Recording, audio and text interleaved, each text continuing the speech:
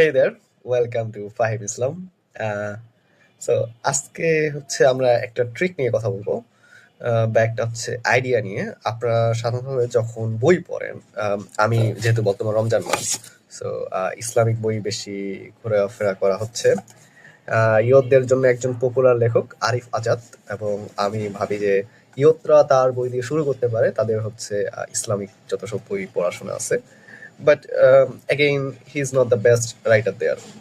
এটা আমি শুধু বলে রাখলাম। আমার হাতে একটা বই ধরছি তাই বলে যে ওই বইটা পড়তে হবে এমনটা না।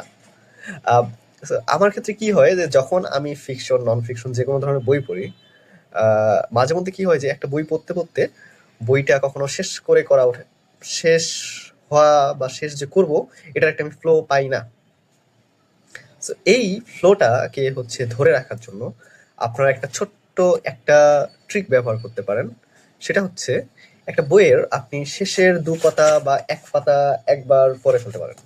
সেক্ষেত্রে কি হয় যে যখন আপনি ওই বইটার শেষের দিকটা পড়তেছেন তখন বোঝা যায় যে আসলে শেষে কাহিনীটা কি আছে। আপনি যদি হচ্ছে আলকেমিস্ট পড়েন দেখবেন যে হচ্ছে শেষে সে তার হচ্ছে গুপ্তধনের যে রহস্যটা সেটা আপনি বুঝতে পারবেন।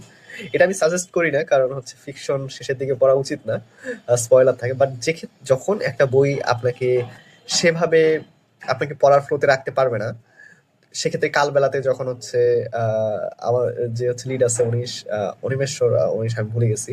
তো সে যখন পঙ্গু হয়ে যায় সেটাও একটা উদাহরণ হতে পারে।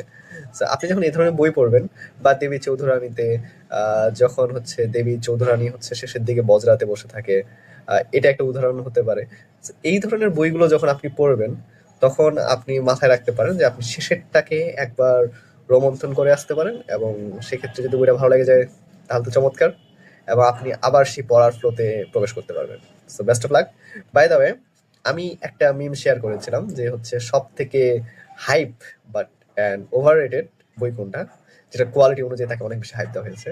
সো এটা সম্পর্কে আমাকে জানিয়েছে অনলাইনের হচ্ছে বিভিন্ন গ্রুপ থেকে মানুষরা, সেটা হচ্ছে যে Padmaja. I don't know why, but Padmaja আমার একটি পছন্দের বই। So again